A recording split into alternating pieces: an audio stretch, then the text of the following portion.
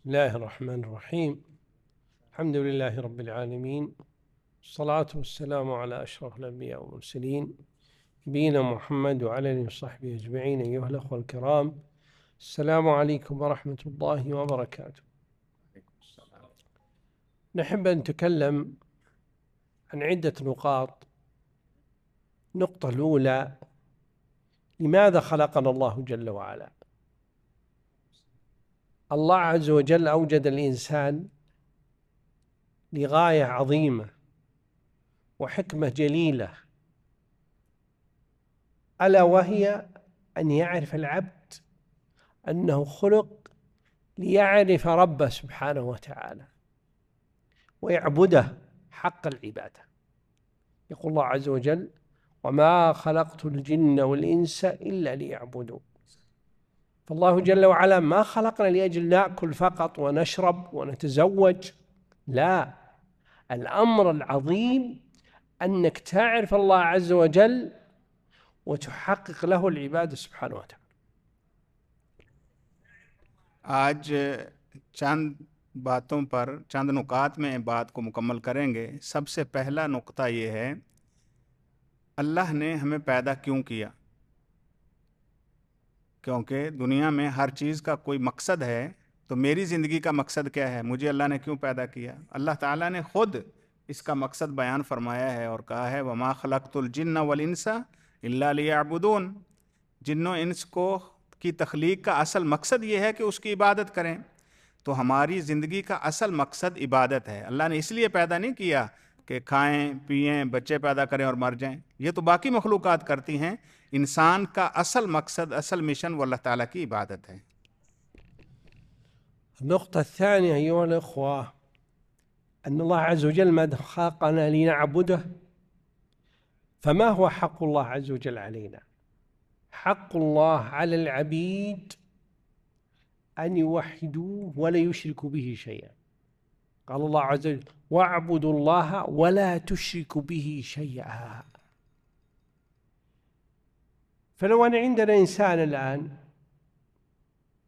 عبد الله وعبد حجرا وشجرا أو شجرا أو شمسا أو قمرا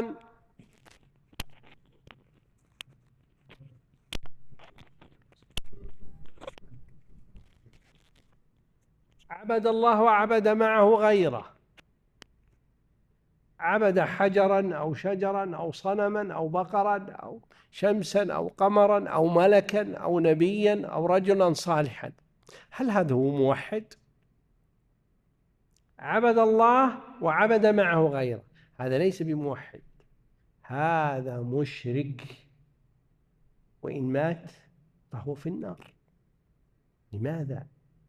لأن الله عز وجل أراد أن نعبده وحده، نفرده بالعبادة، وهذا هو معنى لا إله إلا الله، لا معبود بحق إلا الله، أن تفرده بالعبادة سبحانه وتعالى، وأن تخلص العبادة له دون غيره. قال الله عز وجل: وما أمروا إلا ليعبدوا الله مخلصين له الدين ألا لله الدين الخالص. دوسرا نقطہ یہ ہے کہ اگر اللہ ذوالجلال والاکرام نے ہمیں اپنی عبادت کے لیے پیدا کیا ہے، کس انداز میں عبادت کریں؟ اللہ یہ چاہتا ہے کہ ہم صرف اسی کی عبادت کریں، اور عبادت یہ ہے کہ جو وہ حکم دے اس کو مانا جائے، جس سے روکے اسے روکا جائے۔ اور اللہ ذوالجلال والاکرام نے یہ انسان کے شرف میں سے رکھا ہے کہ وہ خالص اسی کی عبادت کرے۔ اگر کوئی شخص دنیا میں وہ ایک اللہ ذوالجلال والاکرام کے ساتھ کسی اور کو بھی ویسا ہی سمجھتا ہے یا بلاتا پکارتا ہے جیسے اللہ کے لیے ہے، تو اس نے اپنے زندگی کا مقصد نہیں جانا، کیونکہ اللہ ذوالجلال والاکرام نے کہا ہے وَمَا أُمِرُوا إِلَّا لِيَعْبُدُوا اللَّهَ مُخْلِصًا لَهُ الدِّينَ۔ اللہ تعالیٰ نے بندوں کو حکم یہ دیا ہے کہ وہ صرف اسی ایک اکیلے کی عبادت اور پوجا کریں۔ اب اگر کوئی شخص کسی انسان کو، کسی فرشتے کو، کسی جن کو، کسی پیغمبر کو، کسی بھی ایسی ذات کو اللہ کے علاوہ بلاتا پکارتا ہے یا اس جیسا سمجھتا ہے تو وہ حقیقت میں موحد نہیں ہے، وہ توحید سے عاری ہے۔ جو اللہ جل جلالہ نے ہم سے طلب کیا ہے کہ ایک اللہ کی عبادت کرنا ہے، وہ اس کے خلاف کام کر رہا ہے۔ وہ کسی کو بھی بلائے پکارے، یعنی اللہ کو چھوڑ کر اللہ کے علاوہ کسی کو بھی، وہ خواہ کوئی نیک آدمی ہے، خواہ کوئی جن ہے، فرشتہ ہے، پیغمبر ہے، تو وہ اپنی اس اصل توحید سے، وہ اس اللہ جل جلالہ کے جو مقصود ہے اپنے بندوں کو پیدا کرنے کا، وہ اس کے خلاف کرتا ہے، جو کہ اس کی زندگی کو برباد کر دیتا ہے، کیونکہ شرک وہ سب سے بڑی ایسی چیز ہے جو انسان کے اعمال کو برباد کرتی ہے۔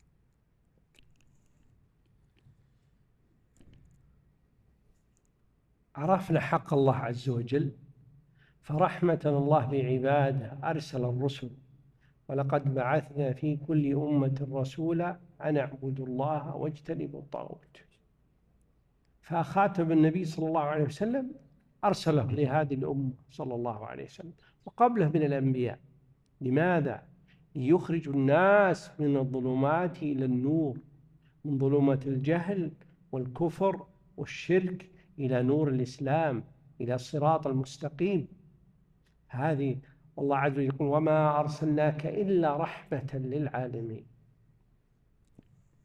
اللہ تعالیٰ نے اپنی ذات کے حوالے سے دنیا کو خبردار کرنے کے لیے پیغمبر بھیجے، اور پیغمبروں نے آ کر لوگوں کو بالکل واضح اور دو ٹوک انداز میں بتایا کہ وہ اللہ ایک ہے اور اس کے سوا کوئی معبود برحق نہیں ہے، اور اس کے اندر رسول اللہ صلی اللہ علیہ وسلم کے ایک خاص جو چیز ہے وہ رحمت ہے ہر کسی کے اوپر، کیونکہ اللہ جل جلالہ نے ان کو اگر بھیجا ہے تو اصلاً رحمت ہے، کیونکہ اگر اللہ نہ بھیجے پیغمبر تو سارے کیا کریں گے؟ لوگ شرک کی طرف چلے جائیں گے۔ تو یہ اللہ تعالیٰ کی رحمت ہے، اور اسی لیے رسول اللہ صلی اللہ علیہ وسلم کو بھی فرمایا وما ارسلناک الا رحمۃ للعالمین، ہم نے آپ کو بھیجا اس لیے کہ آپ لوگوں کے لیے رحمت کا باعث بنے۔ تو اسلام خود رحمت ہے، رسول صلی اللہ علیہ وسلم وہ اس رحمت کی علامت اور نشانی ہیں، اور حقیقی سراپا رحمت ہیں۔ ہر کام انہوں نے جو کیا، جس بات کی طرف دعوت دی، وہ رحمت ہی رحمت ہے۔ تو مومن اگر اللہ ذوالجلال والاکرام کے بعد رسول کی اطاعت میں آتا ہے تو یہی اصل رحمت کا حقدار ہے۔ فإذا حقق المسلم العبودية لله عز وجل جاءته الفضائل والخيرات في الدنيا والآخرة. أول شيء أن الله عز وجل من فضائل التوحيد أن الله يغفر له الذنوب، إن الله لا يغفر أن يشرك به ويغفر ما دون ذلك لمن يشاء ومن يشرك بالله فقد ضل ضلالا بعيدا. فالمشرك لا يغفر له، أما صاحب التوحيد والذي يخلص العباد لله عز وجل فتغفر له ذنوبه. اللہ تعالیٰ کو ایک ماننے کا سب سے بڑا فائدہ یہ ہے کہ اللہ جل جلالہ کی رحمت اس کے شامل حال ہو کر اس کے گناہوں کو معاف کر دیتی، کیونکہ اللہ جل جلالہ نے کہا ہے ان اللہ لا یغفر ان یشرک بہ، اس کو اللہ نہیں معاف کرے گا جس نے اللہ کے ساتھ شرک کیا، ویغفر ما دون ذلک لمن یشاء، اس کے علاوہ جس کو چاہے گا معاف کر دے گا، اگرچہ اس کی چاہت پر ہے، لیکن جو اس کا مطیع ہوگا، فرما بردار ہوگا، تو اس کی رحمت، اس نے اپنے آپ پر رحمت کو فرض کر لیا ہے تو اس کی وجہ سے وہ اس کو معاف کر دے گا۔ لیکن شرک یہ انسان کو کسی بھی صورت میں معافی اس کی نہیں ہے۔ لہٰذا اللہ ذوالجلال والاکرام نے اگر مہلت دی ہے، موقع آپ کو دیا ہے، تو یہ اس پر اس کا بہت زیادہ شکر بجا لایا جائے کہ اس نے اصل توحید پر رہتے ہوئے ہمیں اللہ ذوالجلال والاکرام نے موقع دیا ہے کہ ہم اللہ تعالیٰ کی رحمت سے مستفید ہو سکیں، اور جس نے یہ توحید کو پلے باندھ لیا تو وہ کامیابی، یعنی یقینی کامیابی ہے کہ اس کو کم از کم وہ جو ابدی اور ہمیشہ والی جہنم ہے اس سے اللہ تعالیٰ بچا لے گا۔ أيضا من فضائل التوحيد أيها الأخوة أن من قال لا إله إلا الله يبتغي بذلك وجه الله دخل الجنة، دخله الله عز وجل الجنة. فالتوحيد سبب لدخول الجنة والنجاة من النار، فمن لقي الله لا يشرك به شيئا أدخله الجنة، ومن لقي الله يشرك به شيئا أدخله النار.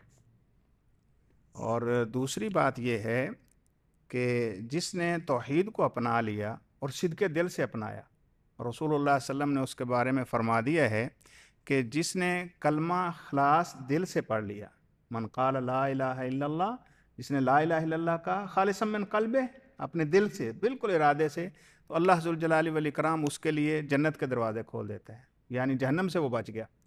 اور جس نے اللہ جل جلالہ کے ساتھ جیسے پہلے گزرا ہے کہ شرک والا معاملہ کیا تو وہ ہمیشہ جہنم کی طرف چلا گیا۔ لہذا توحید کے اوپر کاربند ہونے کے جو بڑے فوائد ہیں ان میں سے یہ ہے کہ جنت اس کے ساتھ یقینی ہو جاتی ہے۔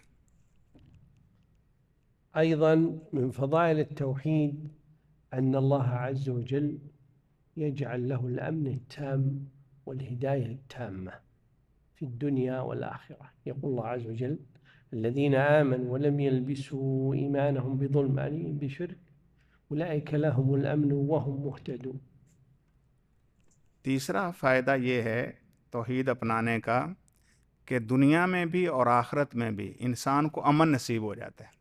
اللہ تعالیٰ نے اعلان کر رکھا ہے الذین آمنوا ولم یلبسوا ایمانہم بظلم، جو ایمان لائے اور اپنے ایمان کے ساتھ ظلم، اور ظلم بالاتفاق شرک ہے، اس کی آمیزش نہیں کی، ان کے لیے لہم الامن، ان کے لیے امن ہے، دنیا میں بھی آخرت میں بھی، ہر جگہ پر امن نصیب ہو جاتا ہے جب انسان اللہ کی توحید کو پکڑ لیتا ہے۔ وبهذا يعرف المسلم خطورة الشرك، فإذا مات الإنسان على الشرك فإنه لا يغفر له ويخلد في النار والعياذ بالله، لئن أشركت ليحبطن عملك ولتكونن من الخاسرين. وقال الله عز وجل: وقدمنا إلى ما عملوا من عمل فجعلناه هباء منثورا. اور دوسری بات یہ ہے اللہ ذوالجلال والاکرام کے ساتھ جب انسان توحید کے رستے پر چل نکلتا ہے، یا توحید کے فوائد میں سے یہ بات ہے کہ اللہ ذوالجلال والاکرام امن کے ساتھ ساتھ اس کے لیے خیرات اور برکات کے دروازے کھول دیتا ہے، کیونکہ اللہ تعالیٰ نے اپنے مومن بندوں کے ساتھ یہ وعدے کیے ہیں کہ دنیا اور آخرت میں کامیابیاں انہی کے ہاتھ میں ہوں گی۔ اگر کوئی بندہ واقعتاً حقیقتاً خالص ہو کر چلتا ہے تو پھر اللہ بھی اس کے ساتھ اخلاص والا معاملہ فرماتا ہے اور کسی بھی قسم کی کمی اس کو نہیں آنے دیتا ہے۔ إذن المسلم يجب عليه أن يعرف التوحيد وهو إفراد الله عز وجل بالعبادة فلا يعبد إلا الله، ويعرف الشرك حتى لا يقع فيه. فالشرك هو صرف أي عبادة من عبادات لغير الله، يذبح لغير الله، يدعو غير الله، ينظر لغير الله، هذا هو الشرك، نسأل الله العفو والعافية. والشرك أيضا من تعريفاته أن تسوي غير الله بالله، تسوية غير الله بالله مما هو من خصائص الله عز وجل تعالى الله علوه. فيجب على المسلم أن يحذر الشرك أشد الحذر. جیسے مومن کے لیے توحید کا پہچاننا ضروری ہے، ویسے ہی شرک کا جاننا بھی بڑا ضروری ہے، کیونکہ اگر معلومات نہ ہوں، انسان جانتا نہیں ہے، تو وہ اس کام کے کسی بھی وقت کرنے کا باعث بن سکتا ہے۔ لہذا شرک کو پہچاننا از حد ضروری ہے تاکہ اسے دور رہا جا سکے، اور اس کا حل یہ ہے کہ انسان معلومات رکھے اللہ تعالیٰ مجھ سے کیا چاہتا ہے اور کس چیز سے مجھے روکتا ہے، کیونکہ اگر کسی نے، کیونکہ جو چیزیں اللہ تعالیٰ کے لیے خاص ہیں، جیسے ابھی پہلے ہم بات کر رہے تھے دعا ہے، اسی طرح جو ہے وہ مانگنا ہے، اور اسی طرح نظر ہے، نیاز ہے، اور بہت ساری ایسی چیزیں جو اللہ تعالیٰ کے لیے خاص ہیں، وہ جب بندہ اللہ کے علاوہ کسی اور کے لیے کرتا ہے تو وہ شرک ہے، اور وہ شرک انسان کے اعمال کو برباد کر دیتا ہے۔ لہذا ہر وہ چیز جو توحید کی طرف دعوت دیتی ہے اس کو بھی جاننا چاہیے، اور جو شرک کی طرف بلاتی ہے اس کو بھی جاننا چاہیے، تاکہ اس سے بچ کے انسان حق راستے کی طرف چل سکے۔ والشرك أنواع، شرك أكبر وشرك أصغر وشرك خفي، وقد يكون الشرك الأصغر كلاهما خفي. فمثلا نعطيك مثال الشرك الأكبر، مثاله الذبح لغير الله، يذبح لغير الله ويتقرب لغير الله، يطلب ما لا يقدر عليه إلا الله، يطلبه من المخلوق، إنزال الغيث، شفاء المريض، هذا شرك أكبر يسمى. وهناك شرك أصغر سنتحدث عنه. شرک پھر تین طرح کا ہے، ایک ہے شرک اکبر، ایک ہے شرک اصغر، اور ایک ہے مخفی شرک، شرک خفی۔ شرک اکبر یہ ہے کہ جو کام اللہ ذوالجلال والاکرام سے کرنے والے ہیں وہ انسان کسی اور سے رکھے. جیسے پہلے بات کی کہ مانگنا ایک اللہ سے چاہیے، اگر کوئی ایک اللہ کو چھوڑ کر کسی دوسرے سے مانگتا ہے تو وہ گویا کہ شرک کر رہا ہے اور شرک اکبر ہے.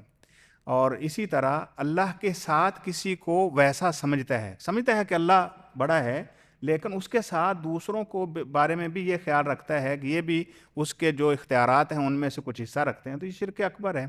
اسی طرح جو ہے وہ انسان یہ تو سمجھتا ہے کہ یہ اللہ کا حکم ہے، لیکن کبھی خواہش کی وجہ سے چھوڑ دیتا ہے، کبھی جو ہے وہ کسی ضرورت کی وجہ سے پیچھے ہٹ جاتا ہے. تو یہ بھی اللہ جل جلالہ کے حکم کی عدولی تو ہے، لیکن اس کا وہ والا معاملہ نہیں ہے جو پہلے گزرا ہے. اور ایک اس سے تیسرا شرک ہے جو ابھی بات کریں. ما تقدم هذا الشرك الأكبر وهو لا يغفر الله عز وجل من مات عليه. وهناك النوع الثاني الشرك الأصغر.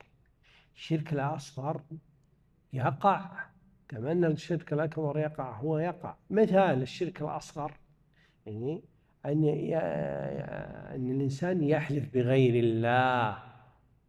الحلف لا يكون إلا بالله عز وجل أو باسم من اسماء أو صفة من صفاته. أما من يحلف بغير الله مثل يحلف بالكعبة، يحلف بالنبي، يحلف بالشيخ الفلاني، يحلف بأي مخلوق من المخلوقات.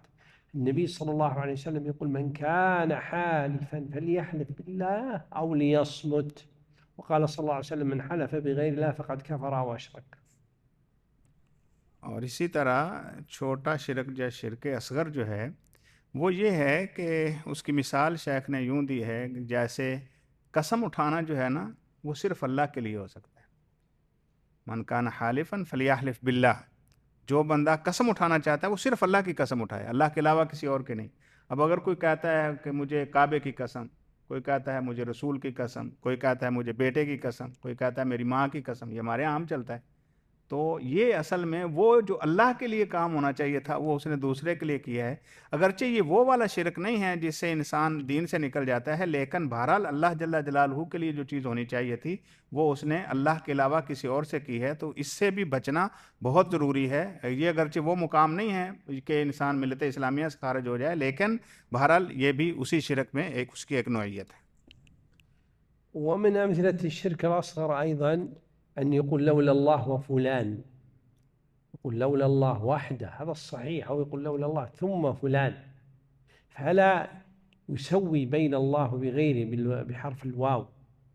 هذا من الشرك. لولا الله فلان، لو إنسان مثلا صار عليه حادث يقول لولا الله وفلان ما نجوت، يقول لولا الله وحده أو لولا الله ثم فلان. اسی طرح شرک جو چھوٹا ہے اس کی ایک مثال یہ بھی ہے کہ انسان یہ کہے کہ اگر اللہ نہ ہوتا یا فلاں شخص نہ ہوتا، یعنی اللہ کے ساتھ لا کر بیان کرتا ہے. مثال دی ہے شیخ نے، جیسے ایک بندے کا ایکسیڈنٹ ہو گیا اور کسی بندے نے ہیلپ کی اس کی، پھر وہ کہتا ہے اگر اللہ نہ ہوتا اور یہ بندہ نہ ہوتا تو میں شاید نہ بچتا. ایسے نہیں کہنا چاہیے، کیونکہ آپ نے اللہ اور اس بندے کو لا کر برابر کھڑا کر دیے. آپ یہ کہیے کہ اگر اللہ تعالیٰ کی رحمت نہ ہوتی اور پھر اگر یہ بندہ نہ آتا، یا اللہ کے بعد اگر کسی نے میرے ساتھ کچھ تعاون کیا ہے تو اس بندے نے کیا ہے، تو یہ بات تو درست ہے. لیکن اگر کوئی بندہ یہ سمجھتا ہے کہ اللہ بھی اور یہ بندہ مل کر دونوں نے میرا معاملہ کیا، تو پھر یہ وہی شرک والا معاملہ کر رہا ہے. لہذا انسان کو کلیئر ہونا چاہیے، جہاں پر اللہ کی ذات آتی ہے وہاں اس کے ساتھ کوئی اور نہیں آنا چاہیے، اور یہ انسان کو شرک کی طرف لے جاتا ہے. ما تقدم هذا بالنسبة لأمثلة الشرك الأصغر، هذه شرك بالألفاظ. وهناك شرك في الأفعال، مثل إنسان يضع في يده حلقة مثل سوار أو خيطا، أو يضع في السيارة، أو يضع صورة قرد أو صورة حيوان. لماذا تضع هذا؟ يقول حتى يذهب عني العين أو الحسد.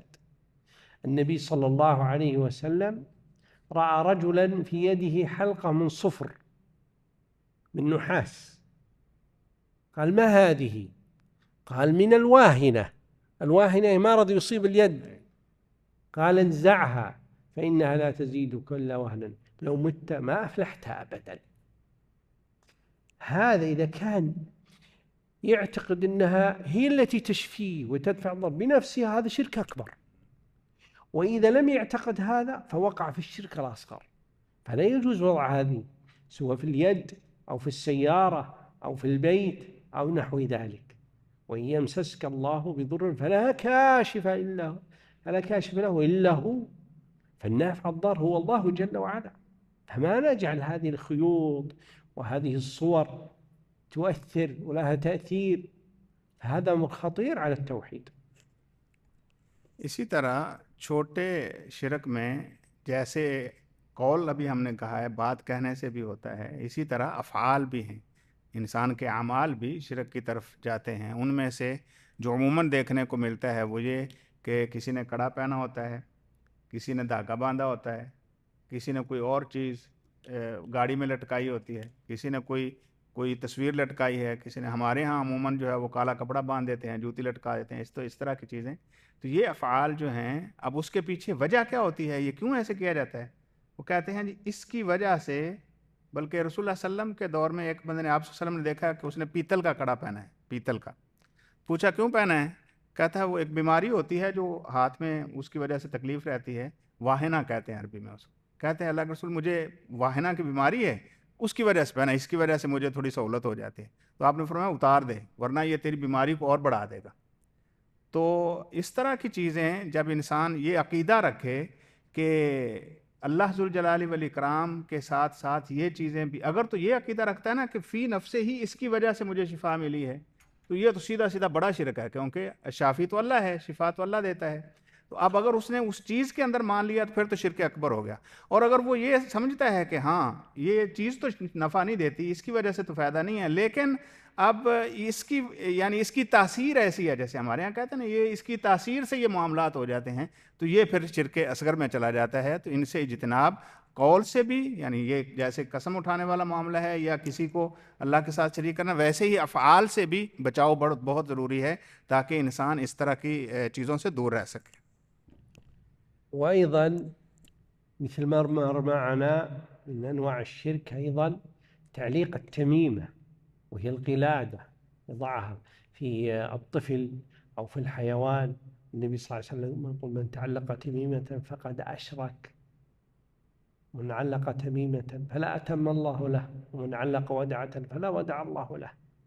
فالمؤمن يعلق قلبه بالله جل وعلا، فهو الضار النافع سبحانه وتعالى. فلهذا هذه الأمور من الأمور الشرك التي يجب على المسلم أن يبتعد عنها۔ اسی طرح مومن کو چاہیے کہ وہ ان تمام چیزوں سے دور رہے جو کسی بھی طریقے سے اس کو شرک کے قریب کرتی ہیں۔ خاص طور پر عموماً لوگ گلے میں تعویذ ڈال لیتے ہیں، یا گاڑی میں تعویذ لٹکایا ہوتا ہے، یا گھر میں رکھ لیتے ہیں، اور اس کے پیچھے نظریہ یہ ہوتا ہے اس کی وجہ سے بچت ہو رہی، نظر نہیں لگی اس لیے کہ میرے گلے میں تعویذ تھا، اس لیے کہ چونکہ میں نے تعویذ گاڑی میں لٹکایا ہوا تھا میں حادثے سے بچ گیا۔ حالانکہ مومن کے یہ یقین ہونا چاہیے کہ نفع اور نقصان دینے والا صرف اللہ ہے، انسان کو بچانے والا صرف اللہ ہے، اور ان چیزوں کی کوئی تاثیر نہیں ہے۔ اگر اللہ ذوالجلال والاکرام نقصان دینا چاہے تو کیا یہ چیزیں بچا سکتی ہیں؟ قطعاً نہیں۔ لہذا اللہ کے ساتھ تعلق انسان کا قلبی اتنا مضبوط ہونا چاہیے کہ ہر چیز کے نفع نقصان صرف اس کے سپرد کیے جائیں، نہ کہ چیزوں کے۔ پھر اس سے انسان آگے بڑھتا بہت دور شرک کے اندر آگے بڑھتا ہے۔ لہذا ان چیزوں کو یہیں سے روک لینا چاہیے، ورنہ عقیدے کی خرابی در آتی ہے۔ لهذا يا إخواني المؤمن يتعاهد توحيده ويتعاهد إيمانه في كل وقت. أنت الآن إذا انتهيت من الصلاة، بل وأنت في الصلاة تقول إياك نعبد وإياك نستعين. إياك نعبد يعني لا أعبد إلا أنت، هذا هو التوحيد، وضده الشرك، وتطلب الاستعانة بالله عز وجل. فأنت الآن وأنت في الصلاة تخلص لله عز وجل، هذا تجديد التوحيد. كذلك إذا انتهيت من الصلاة تستغفر ثلاثا، تقول الله أستغفر الله أستغفر الله أستغفر الله، اللهم أنت السلام ومنك السلام تباركت يا ذا الجلال والإكرام. ثم تجدد التوحيد، تقول لا إله إلا الله وحده لا شريك له، له الملك وله الحمد وهو على كل شيء قدير. لا حول ولا قوة إلا بالله، ولا نعبد إلا إياه، له النعمة وله الفضل وله الثناء والحسن. لا إله إلا الله مخلصين له الدين ولو كره الكافرون. انظر لتجديد التوحيد. نعم. آپ ذرا غور کیجئے کہ جب ہم نماز پڑھتے ہیں دوران نماز یہ کہہ رہے ہوتے ہیں ایاک نعبد، اللہ صرف تیری عبادت کرتے ہیں، و ایاک نستعین، مدد صرف تجھی سے مانگتے ہیں۔ اب بندہ دوران نماز تو یہ اپنی توحید کا اعادہ کر رہا ہے، تجدید کر رہا ہے کہ خالص اللہ کی عبادت کرنی ہے، اور مدد اگر مانگنی ہے تو صرف ایک اللہ سے۔